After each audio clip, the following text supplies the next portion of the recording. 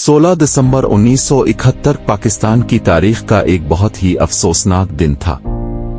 इस दिन पाक फौज खुद से कई गना बड़ी भारतीय फौज और मुक्ति बाहिनी के दरमियान फंस गई और बाद में ये बात मशहूर कर दी गई कि 93,000 पाकिस्तानी फौजियों ने सरेंडर किया। ये तादाद भारतीय और बंगाली मीडिया ने फैलाई और अफसोस की बात यह है कि पाकिस्तान में भी कुछ लोगों ने बगैर तहकीक के यही बात दोहराना शुरू कर दी।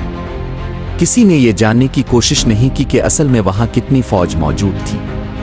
पाक फौज के मुखालिफ सियासतदानों और बाज नाम निहाद दानिश्वरों ने 93,000 का नारा इस तरह दोहराया जैसे ये कोई साबित शुदा हकीकत हो।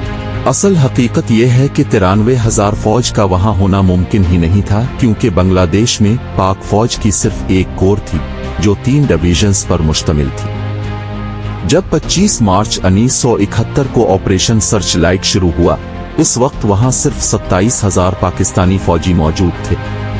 बाद में कुछ हजार फौजी और भेजे गए, लेकिन भारत ने फिजाई हुदूद बंद कर दी थी, इसलिए फौज पहुंचाना बहुत मुश्किल हो गया था। नवंबर 1971 के आखिर तक तमाम रिकॉर्ड के मुताबिक वहां कल सिक्योरिटी फोर्सेस की तादाद तकरीबन 45,000 थी, जिनमें से सिर्फ 34,000 बाकायदा फौजी थे। बाकी रेंजर्स, स्काउट्स, मिलिशिया और पुलिस शामिल थी। इन 34,000 फौजियों के मुकाबले में भारत ने अपने 5 कोर उतार दिए। भारतीय फिजाइया के 10 स्क्वाड्रन मुसलसल बमबारी कर रहे थे और उसके साथ साथ 2 लाख के करीब मुक्ति बाहिनी गोरिले अंदर से हमले कर रहे थे। मकामी आबादी भी पाक फौज के खिलाफ हो चुकी थी। पाक फौज की आधी से ज्यादा नफरी ढाका में महसूर थी, जबकि बाकी फौज पूरे बंगाल में छोटे छोटे ग्रुपों में बिखरी हुई थी और इंतहाई मुश्किल हालात में लड़ रही थी। इसीलिए भारतीय आर्मी चीफ जनरल मानेकशॉ ने खुद कहा था कि हमें पाक फौज पर 1 के मुकाबले में 50 की बरतरी हासिल थी, जब हकीकत में कल फौज ही 34,000 था 45,000 थी, तो फिर 93,000 का झूठ क्यों फैलाया गया? इसकी वजह सिर्फ और सिर्फ प्रोपेगेंडा था।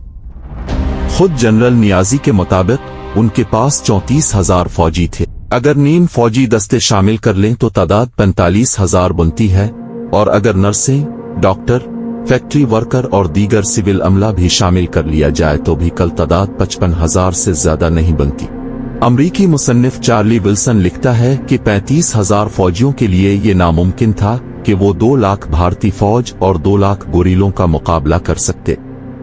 दुनिया की कोई भी फौज होती, ऐसे हालात में जंग बंदी के सिवा कोई रास्ता ना होता।